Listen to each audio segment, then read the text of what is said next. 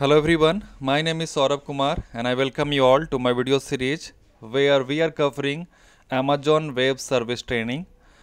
We are right now in part number 26 and here we are going to cover about AWS DynamoDB.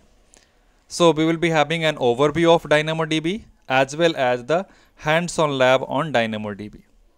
So in like previous session we have discussed about the two type of database, relational database and non-relational database, or SQL database or no SQL database. So DynamoDB is nothing else, it's one of the example of no SQL database. So we will see how it works and what are the feature it support, what is the costing of it, and also the practical part of it, like how to create table, how to insert data over there. So all those things we will be cover in this session. So let's begin. So let's first talk about what is Amazon DynamoDB is.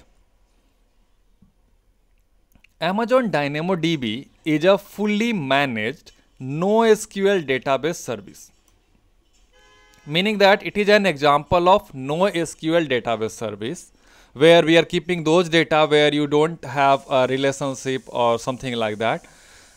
So we can have DynamoDB. So if I talk about, for example, if we let's try to have an example of some non-SQL database on premises, like if you have a company where you want to have a database server where you want to store non-SQL type of information, we prefer to use Cassandra, we use we can go for the MongoDB, we can go for Hadoop. So similar to that, if you want to have a database server or database running on AWS cloud, then we can go for the DynamoDB, because RDS was example of SQL type of database. So we can have DynamoDB for no SQL type of database. It provides low latency performance. So if we talk about low latency performance, means it is going to give you a very fast response, and the latency number will be generally in a one digit, like 1 2 3 4 8, like that. Thereafter it also simplify, as a IT person, it simplifies our work, like it is going to simplify hardware provisioning, setup, replication, patching, cluster scaling, and of NoSQL database. Because if you want to have a NoSQL database also in your premises, what you need a hardware server, and you have to take care of it. You have to provide a proper cooling system, you have to provide a power system to it, then RAM, hard disk, storage, everything you have to maintain it. Thereafter you have to install the operating system, then you have to do patching of it, you have to do updating, licensing of the operating system. Thereafter you need any of the database here, like MongoDB or maybe Hadoop running over there. So you have to again get the license, or maybe even it is free, you have to do patching all the time, management of it, and then you will be able to store your data there, right? So to simplify these all tasks, if you are using DynamoDB, all these tasks will be done by and taken care by AWS. So you are just putting the data there, just creating a table and start keeping your data there. You don't have to worry about the hardware, you don't have to worry about the operating system or any type of application which is running over there. So we are just directly creating a table and we are start using the database there. We just define the size and all. So by default, when you are using DynamoDB, you don't have to even define the table size, because table has no any size. So you just create a table and start keeping your data there. Next point is it provides the high availability. So it maintains actually the backup and all, because it is actually replicated within one region with multiple availability zone. So you may, whenever you create a DynamoDB table, it will be actually stored on multiple database, and within a region they all are being replicated all the time. So it gives you high availability as well as the fault tolerance. And the service of DynamoDB is actually pay as you go model, same like other cloud services. So the more you use, the more you pay, the less you use, the less you pay. So how exactly the payment will be, on which basis they charge, those things also we are going to discuss in today's lesson in this particular session. So let's continue. Next point is some of the database characteristics.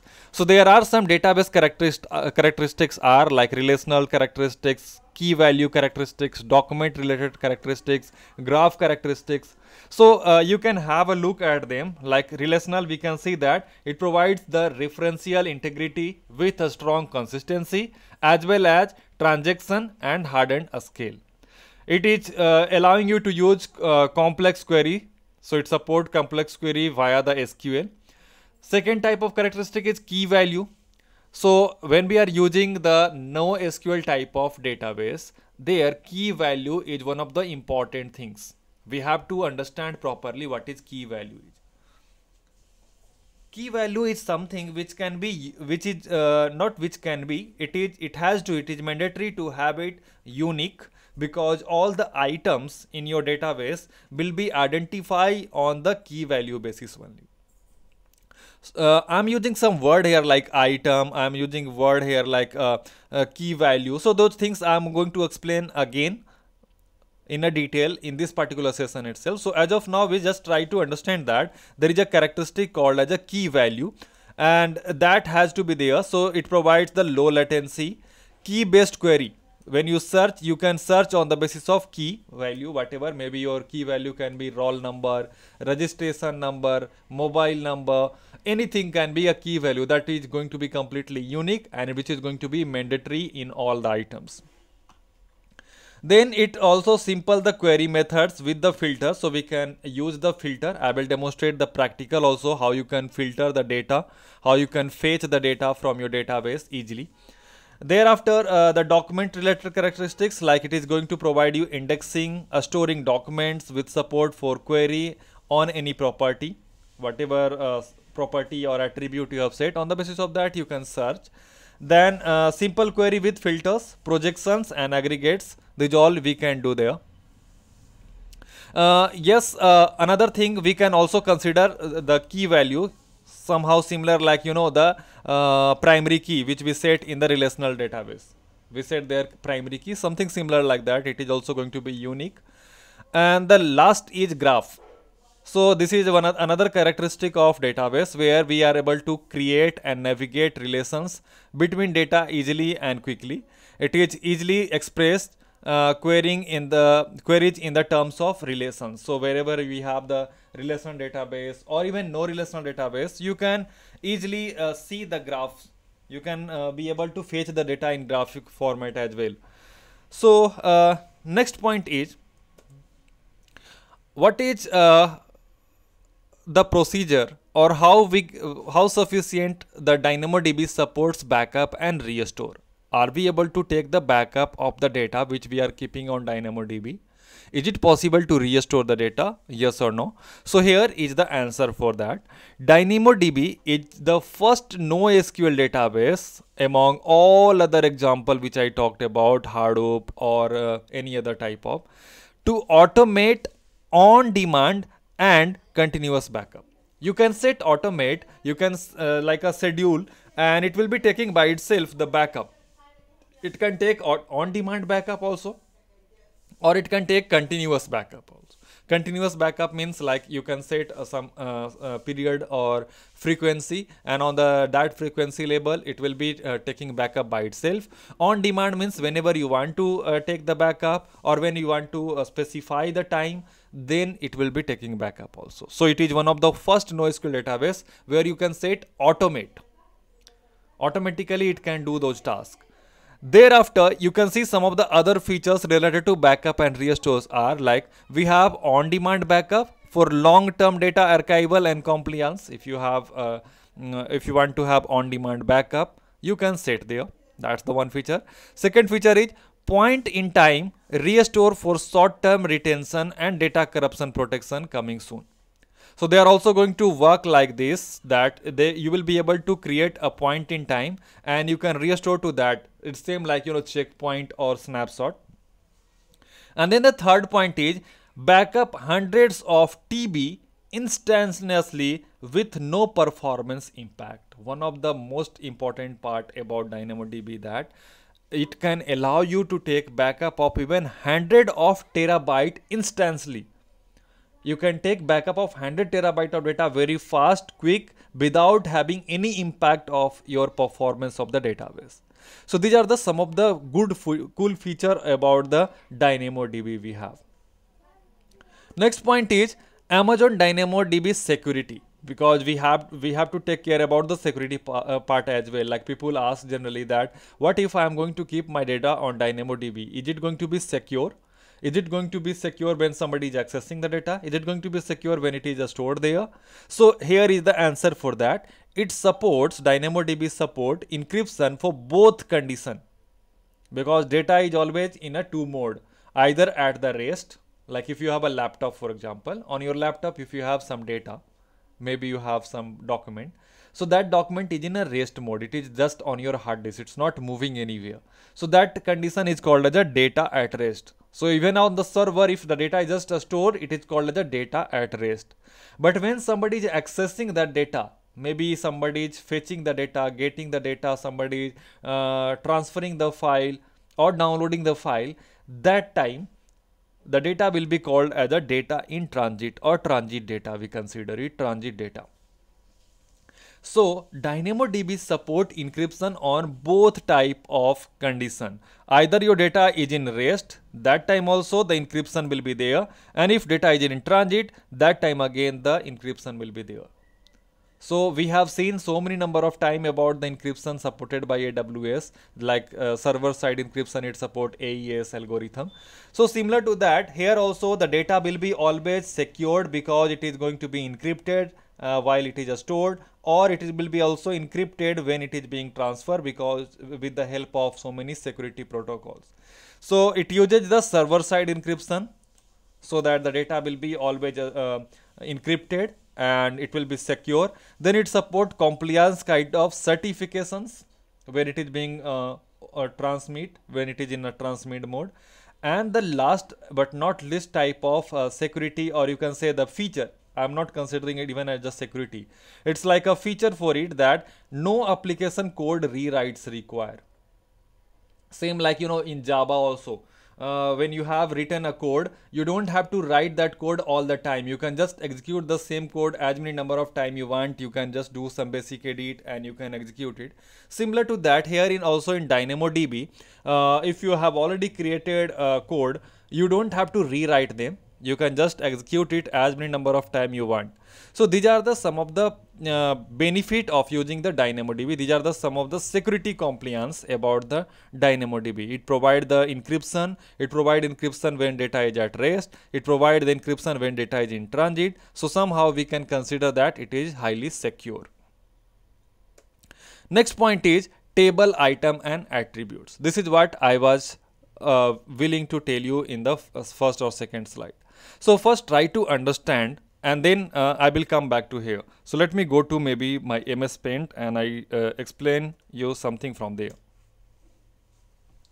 So what happens generally, that if you are trying to make a table, in the table what are the things are going to be? So table is what actually? Table is, here it is written that a table is a grouping of data record. So it is going to be a group of data record. For example, you might have a user table to store maybe the data about your users, and on order tables to store data about your users' orders. Then maybe this concept is similar to a table in a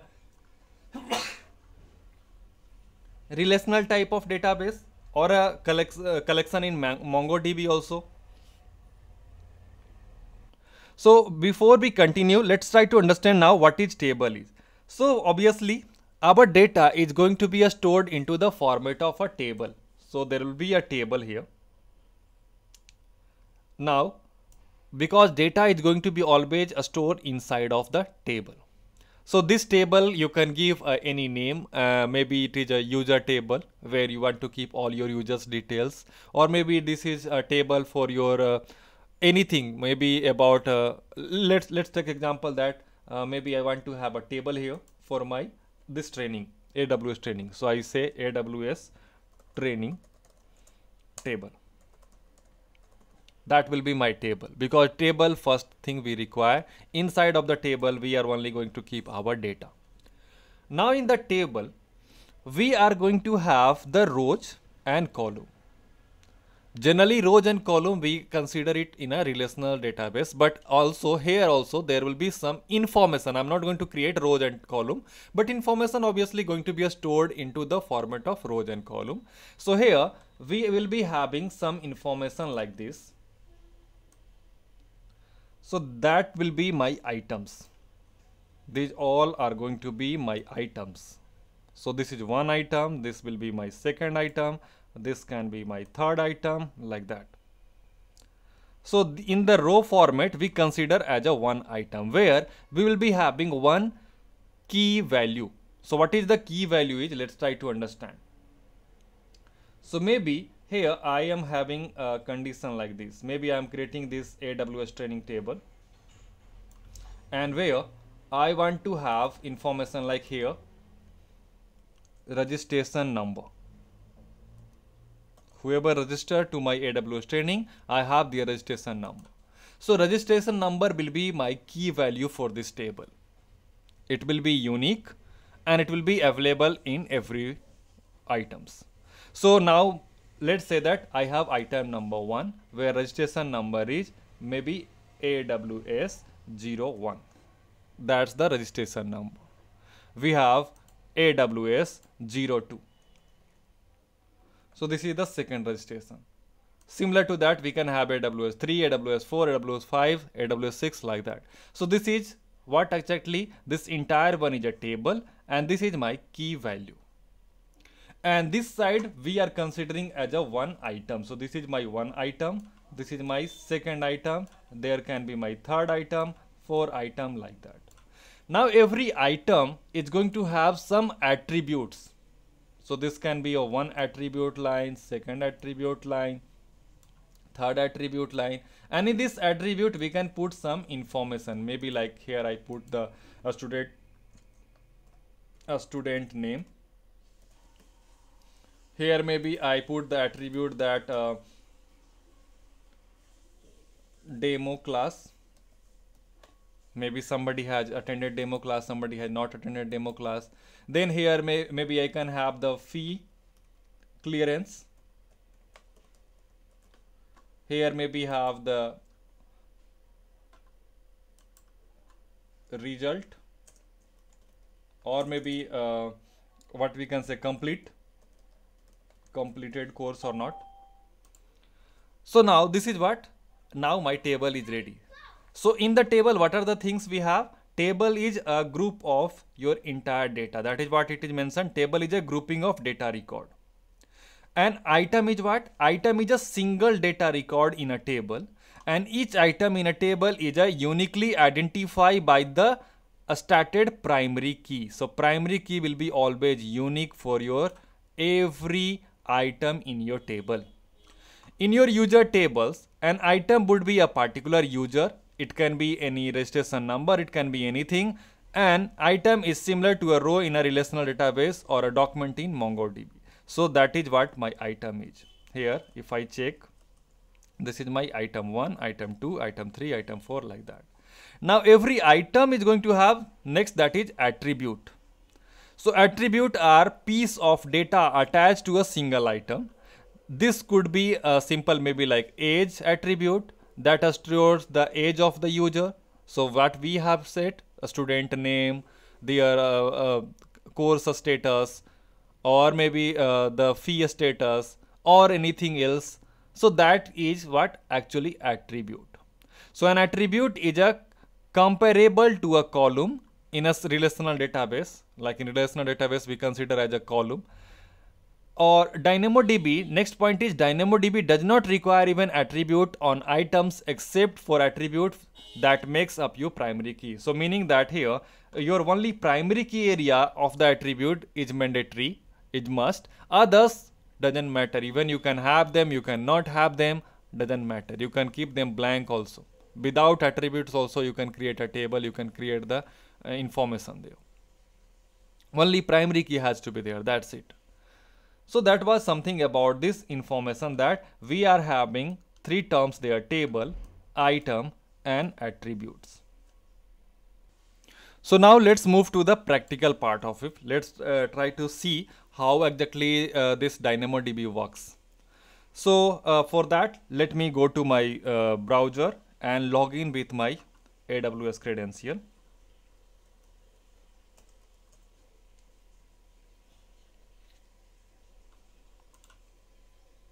So as same like RDS or any other services which we have seen, DynamoDB is also a service, so we can search about it. DynamoDB. So this is a managed NoSQL database type of service, so we can open it. We have reached to DynamoDB. When you will reach there, you see what it can do. It help you to create the tables. It help you to add or query any items. So we can add the item, we can query the item, we can search about the item, and last but not least, it can also help you to monitor and manage your tables. So these are the major three tasks what the DynamoDB does. So we are going to create the table. We will see also add and query the items, and we will also try to see monitor and manage the table. So let's try to put our hand in this. So we are going to create a table now. So we click on create table. Here you see we are directly creating a table. You don't need instance, you don't need any operating system, you don't need to worry about anything else. You directly create the table and start keeping your data there. Simple. So create a table. So why not to let's follow the same condition. Here AWS training table. Let's create this table. So AWS training table. Maybe I want to create that table here. So just give a name of the table. Then here you see primary key, or we are also calling it as a partition key. What you want to keep as a partition key? So what was our plan? Registration number. So let's use that one itself. I use here registration number. That is my primary key. In the primary key, which kind of value you are willing to keep there? Are you going to have the string key there, or binary, or number? So what do you think, guys? In registration number, what we are going to have? What kind of information generally we will have? Generally it is going to have the number, right? Somebody can have maybe some character also, but let me go with the number for make it easy and better for understanding. So let me go with the number here. So registration number. Now you see just primary key is needed. Thereafter you can directly create the table. But in case if you want to have something more, you can go for add sort key, and you can add something else also. Like maybe I want to add at least something more with registration number, that is mandatory. So maybe I can go with the like name if you want. In case if you don't want, you can leave it also. You can just continue with the registration number itself. So maybe I'm just adding one more thing, that is a student name. A student name. And here which kind of data I want to have? So maybe I want to have here a string. And then rest setting, table setting, maybe I continue with the default, which is no secondary index needed, provision capacity set for 5 read 5 write. Now what is this condition? I am just going to discuss within few minutes, so let us just wait for that moment. Basic alarm with 80% upper threshold using SNS topic DynamoDB. We have already discussed something about SNS. That is nothing else, it's a service by the AWS which help you to generate alarm or send the notification. So it is telling me that basic alarm will be set with this table, that if 80% upper threshold is being used, automatically SNS will create a topic, and the topic name is DynamoDB. And it will, if you have registered your email or something, it will start sending email to that registered email address. We have seen that part before when we have discussed about alarm and SNS. But anyway, if you have some more question related to SNS or alarm, don't worry. In upcoming session, maybe next session, we will be having already the session on management side. So there will be see once again about the SNS. Thereafter, encryption at the rest with the default encryption type. So that is the default setting. This is what we have discussed, that DynamoDB apply the encryption and it is going to use the default encryption type. So I am going to now click on create, and simply you can see how fast the table has been even created if we compare with the RDS. So our table is ready to use. Table is still being created, but it will be created very fast, like within a minute it will be ready to use. So now it is ready, you can see now. Here it is giving me overview of this table. So right now no CloudWatch alarm has been triggered for this table. We know what is CloudWatch is, right? CloudWatch is a monitoring service offered by AWS. So right now there is no any alarm which has triggered for this table. I haven't used it even. A stream enable right now, no. View type we haven't decided it. Table name is AWS training table. Primary key I have used, that is registration number, and the value will be in a number system. Primary sort key I have also used, that is a student name. The value will be used, that is a string. Point in time recovery, by default it is right now disabled. Encryption type is right now default. If you want to manage, you can go there. Some other details are here, like table status, create date when it has been created, read write capacity, by default it is going with. So all the details are here in the overview. If you want to see the items, click on items. Here you see there is no any items showing right now in my table. I hope you are getting what I am talking about. Items. These are the items. So we haven't added any item right now in my table. That's why when I went to the items area, there is no any item showing at all. But you can create item from here. So let's try to create the item now. Create.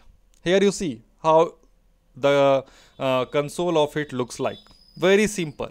It already gives you those options which you have added there as a primary key and the sort value. So you can just simply fill the form and click on save. It will be added there. So maybe I add registration number 001 and the name of a student, maybe I have, that is Peter. Click on save. So entry has been saved here. This is how the DynamoDB simply works. If you have one more item, create item. Again it gives you that form. Here you just fill the value. So maybe I have now registration number 2. The name of a student is maybe like Paul. I click on save. So this way you can have items, multiple items there. 003. A student name is, for example, Nasir. Save. So these are the 3 entries I have added, 3 items I have added. You see. But the attribute is completely free, up to you. You want to add more multiple attribute, no problem. It's not like if you add attribute for one item, you have to fill also for the other item. You are completely free. Let me show you how does it work. So for example, here, maybe I want to not have only these 2 information. I want to have some more information like fee status, course status, fee has paid or not. So I can go to any of the entry there, because it is not relational database, it is no SQL database. You can have anything add there which maybe is not available in others. So I go to this one entry. This 2 information is already there. If I want to add something more, I can go there and I can click on append. Append means the next to it, or insert means before this value. So I can use any one of these 2. Maybe I go with the append. What kind of information you want to add? So maybe this time I want to go with the Boolean type of information. Boolean means here it will be always having a predefined condition, true or false. So field maybe I am adding here, that is course, or let me use shortcut, course complete, or let me start with first fee status, STS, fee status. So here in the value we will be only able to, because we have used the Boolean here, we will be only able to use true or false. So maybe this guy Peter has paid the fees, so fee status is clear, so I'm putting fee status true. Click on just save.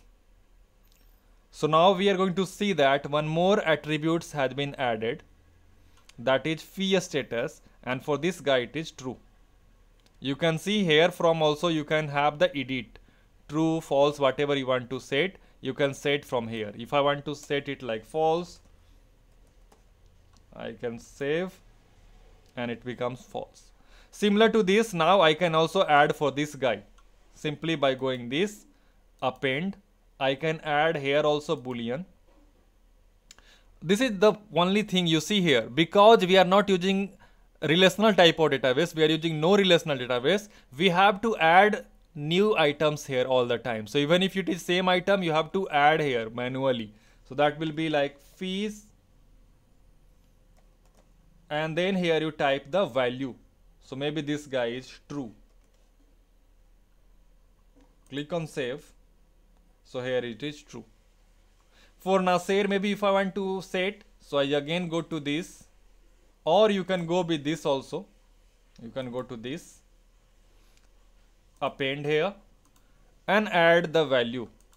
So maybe again, another thing, maybe this time I don't want to set for this guy fee status. I want to set course completion or course status. So I'm just setting CR course status, and maybe he has completed the course, so true. You see, there is no any limit, like others are having attribute of fee, this one can have attribute of having course completion. There is no any bond like relational database. So you can do whatever type of data you want to keep there, you can keep there. Click on save. So here you see this one is blank. No, I haven't filled data, it's not mandatory. This one I have filled, somebody will fill something else. The best example I can tell you, I can give you about the NoSQL is Google itself. For example, if you go to Google and say you type maybe like best IT trainer in Uganda, or best IT trainer in America, best IT trainer in India. So whenever you type something like this, it fetch all those data, it individually fetch those data. So first word is best. So the search value is best, that's the first search value. Second is trainer. And third is the country where you are searching. India, America, China, Russia. Then it search on the basis of all these three items, combine them all together, and then final fetch data it display you on the Google list. There is no such database maintained by Google where they have a proper a table, and table is containing that this is the name of trainer, this is where he is, this is what he teach. No, there is no such table maintained by Google. There is no any relational table maintained by Google. So what kind of information he is gathering actually? Google is also using NoSQL type of data. He is also searching, fetching the data which is random, like from anywhere, and it is just making ready to give it to you as a result. Similarly, our company can also have such kind of information. So there we require actually the NoSQL type of database. Like generally gaming, if you play online game,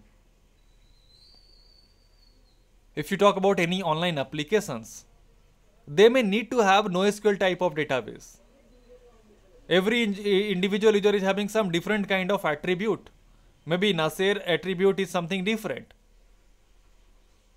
Maybe he has come up with a special university, or maybe he is having a promo code with him to attend the course. But somebody else attribute is maybe different. Somebody else is maybe having just cross bachelor degree and then he has joined. So attribute can be completely different. Our data has to be fetched very fast from there, and for that purpose we use the NoSQL type of database. So that is what the example is here. You see, Nasir, we haven't filled anything about fee status. Maybe we don't have any fee status for him. He is maybe reading for free. But maybe Paul is the one who has enrolled for the course, and there we have to check either he has paid or not. So this way we can be able to add items, we can be able to add attribute any number of time. For example, let's create a new item. Item number is maybe registration number I use here 004. The name of the guy is maybe, let's say that Malik, and I can append here itself one more information. Maybe this time also I'm going to set something like number, and here I set mobile number.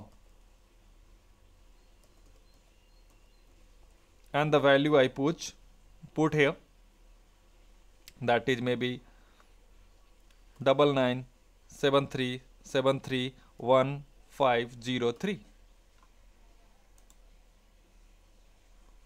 So now we have added a new item where registration number is 004, a student name is Malik, mobile number is this. So when we add this, we have also option for other, but it doesn't mean that we will get direct option to add it there. You see here, it will be only showing you those which has been filled and you will be able to change. But otherwise, if you want to add any new attribute, you have to add it manually. So that was all about the items about it. Now let's try to do a filter part also. Maybe I have this item and I want to just find out. Let me first fill the data more. So let me at least fill fee status for everyone. So I go to this one. I add the fee status.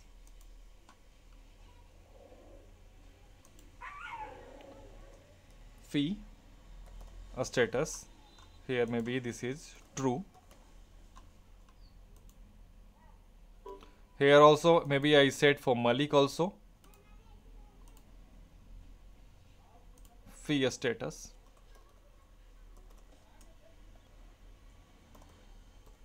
True. So now at least I have filled maybe this item. I can do a filter of the data on the basis of anything, any attribute here. So let me show you one example of doing the filter. So simply go to filter, put the attribute on which attribute basis you want to filter your data. So maybe I want to filter on the basis of fee status. So I type here simply fee status. What type of information you are having it here? So if you remember, we are having Boolean. And what is the Boolean value you are searching for? So I want to maybe search all those who has clear their fee, true. So I just type here true. And then I click on search. So it is giving me 3 results. If I say all those who has not cleared the fee, I type here false, Boolean information is false, start search, only one guy, Peter. The same way, now we can also use some other informations. Here, let's try to go for more. So if I want to maybe search for anything else, maybe I want to search on the basis of mobile number or maybe on the basis of registration number, we can do that. We can simply here set registration number, or we can set maybe course status, those who have only completed. So I just type here CR STS, the string type is Boolean, and those who has completed. Click on search, and only Nasser who has completed the course. Course status is true. So this way I have just tried to show you that how to use DynamoDB, how do we get the overview of it, how do we see the items, how do we do the filter, how do we add the items, how do we add the attributes there, how do we edit the attributes. All these tasks actually will be done by the developer side. Those who are doing development, those who are database administrator. That is not the task of the IT administrator, those like who are maintaining the infrastructure. But just for giving you the idea about it, I am just showing you how to add the items and all those things. Thereafter, let's check about the metrics. Metrics is something going to give you in a graphical way. Here, read capacity, throttle read events, throttle read request, how many request has come, write capacity, how much you have said. So you see, for read capacity, I have said at 5. Write capacity is also by default set at 5. So what is read write capacity? I'm just going to explain now. But let's just try to first continue. So the by default, when we haven't changed it, read capacity is 5 and write capacity is also 5, but we can change it. We can make it different. But keep in your mind that now it's time to talk about the fee. So if we talk about fee part, if we talk about the charges, AWS or Amazon will be charging you, they charge you on the basis of two things: read capacity and write capacity. The more read capacity and write capacity you go with, the more you will be charged. So they have a standard value, a standard charges. Maybe even if you are not using, but you have a table there, you have some data there, there will be some standard charge just to keep it there. Either you do edit or not, either you do read, write or not. And thereafter, there will be also a charge on the basis of read and write capacity. So here read write capacity means here units per second. And generally there are two type of this conditions are that we discuss in a later level, advanced level. But as of now, what I can just tell you that this unit per second is something like how many KB of data you can write and how many data you can read. So units per second, and only it is showing me 1 minute average here. So meaning that if your, for example, unit is 4 KB. So if you have one read capacity means 4 kbps you can read, 4 kbps you can write. So this way we will be able to set the capacity of read and write, and on the basis of that they charge as well. So every time we read something or we write something, there will be some charge. And that charge you can check on the AWS site itself, that how much they are charging for read write capacity. The more write you do, the more charges will be there. And there are also again two types, as I was telling you. At one level they charge you 1 unit, they give you 4 kbps. Another level they give you 8 kbps. So those things we learn in an advanced level training of it. But as of now you just try to understand with the normal condition that read write capacity is nothing else, it's a limit or it's a condition setting you are doing, that how much unit per second you want to have there, and the charges will be on the basis of that. Here you can also see some get latency, put latency. So get latency means when you are getting a data from your database, what is the latency, how much millisecond it is taking. Put latency is how much. Put latency means when you are writing a data in your DynamoDB, what is the latency they are providing you right now. Query latency, when you are searching, doing query, how much latency it is taking. So those all are the information, a stream related information. So from here, you will be able to monitor your metrics. You will be able to set the conditions as well. Next is alarm.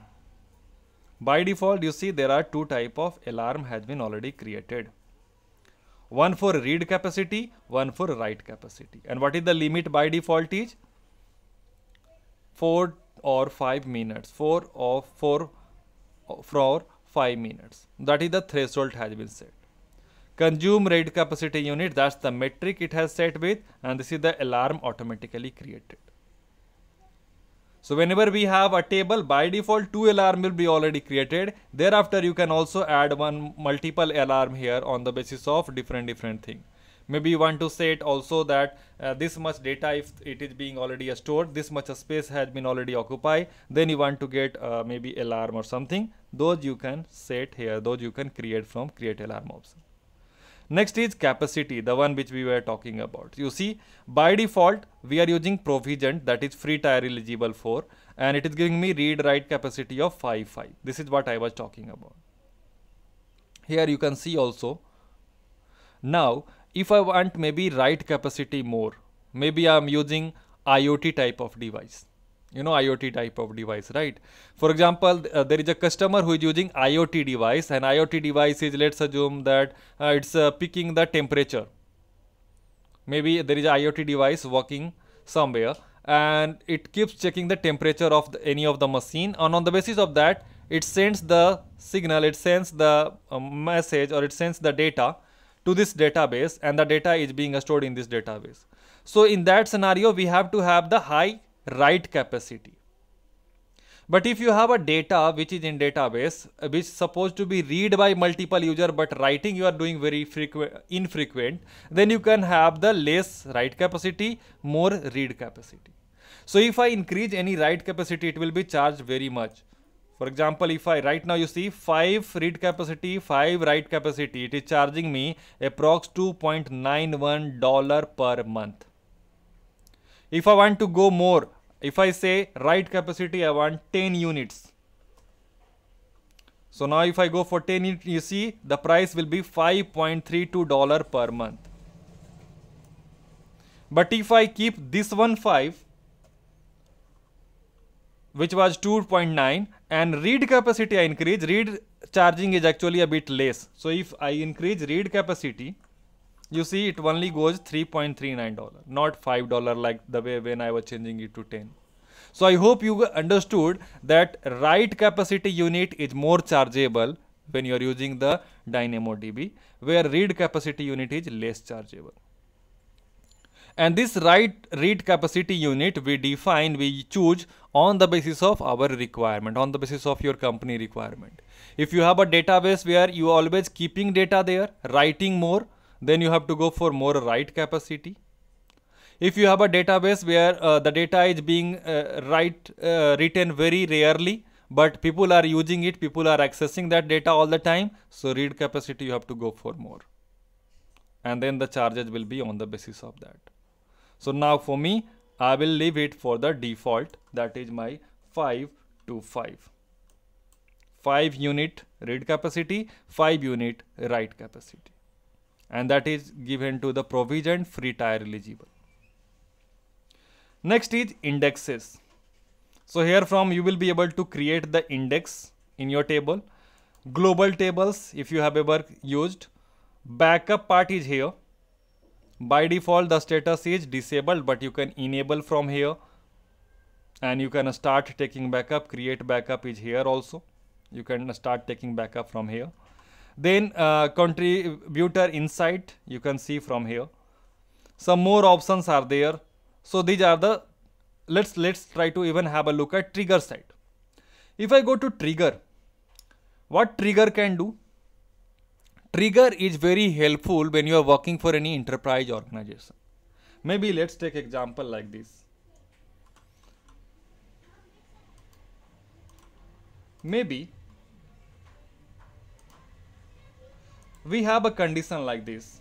We have created a table here. In that table, we have maybe some read-write limit or any storage limit or anything like that. There, we can set a trigger. What we can set here is, we can set a trigger that this table when we create, then when we have this table here, if table threshold goes more or less, whatever you have set the condition, it will be sending a trigger, and that trigger will be sending maybe an alert to the IT person or something. Plus there you can attach a SNS service also. You can have a SNS service running there, which will be doing what? Notification. It will be sending a notification email to maybe registered email ID or something. Plus we can also attach it with the service of AWS called as a Lambda. This is what actually Lambda is a service which is a compute-less, or you can say like a serverless type of service. You don't need any server to run this service, but you can get all the tasks which a computer generally do. Like you can define some condition, auto scaling, or maybe starting any specific EC2 instance or anything which you want automatically. You can do it through the help of Lambda. So maybe we can set some condition that, okay, if this threshold will reach this much, it will be sending a notification, then Lambda will be automatically doing a next task like this, maybe a scaling up, or maybe sending a notification or firing up any new machine, whatever you set there.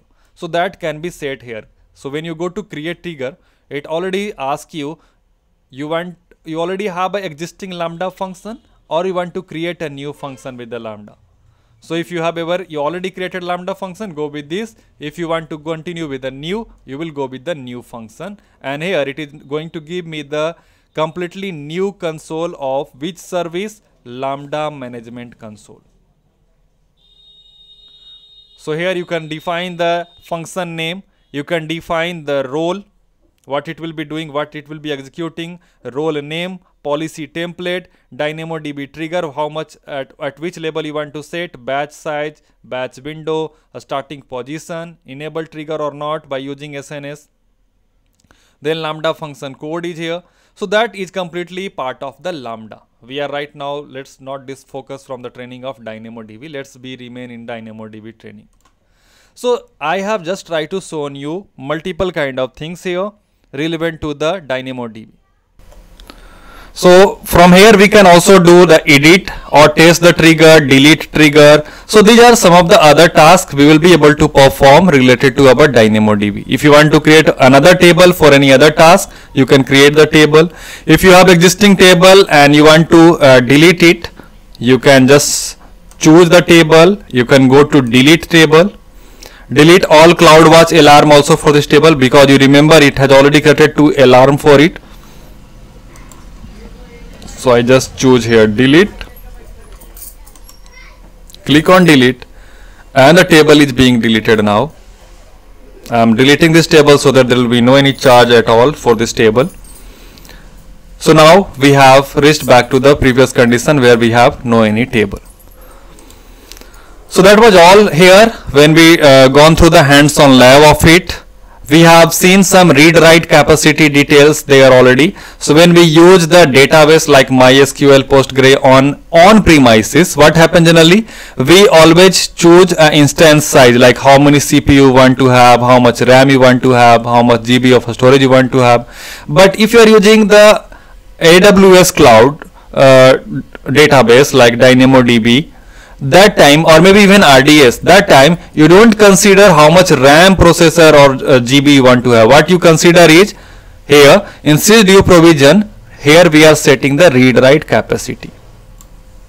So on premises we consider how much RAM, processor and all we want to have for database. Here what we have to just consider only is read-write capacity. The more read-write capacity you want to have, more will be chargeable. Less you have, less will be charged. So these units allow a given number of operation per second. How many operation you can perform there on your database. That's the unit you set. That is called the read-write capacity unit. This is a fundamentally different pricing paradigm than the instance weight worldwide. So because we are using cloud service, it is a pay as you go type of service. So here the pricing will be depending on the operation per second. DynamoDB also has a auto scaling function. So if your read-write capacity unit maybe reaches to its threshold, or maybe it reaches to the limit, it has a function of auto scaling. So maybe if you have a season where your database require more read-write capacity, it can be automatically a scale up. And when there is a less business, if you have less number of queries coming in and out, automatically it can go a scale down to save your money, to save your fund. So that is also a good part about DynamoDB, that it support the auto scaling. Because of auto scaling, what happen? This make it much easier to scale your application up during the peak time, and while saving the money by scaling down when your users are asleep. So this was all about where we have discussed about DynamoDB. We have discussed about what is the use of DynamoDB, where do we use it, how to create the table, how to add the items, how to create or set the attributes on your item, and what will be the paying conditions for the DynamoDB. That's all about the DynamoDB here. So that was all in this video, and I hope this video was informative enough for you all, and I would like to thank you for watching.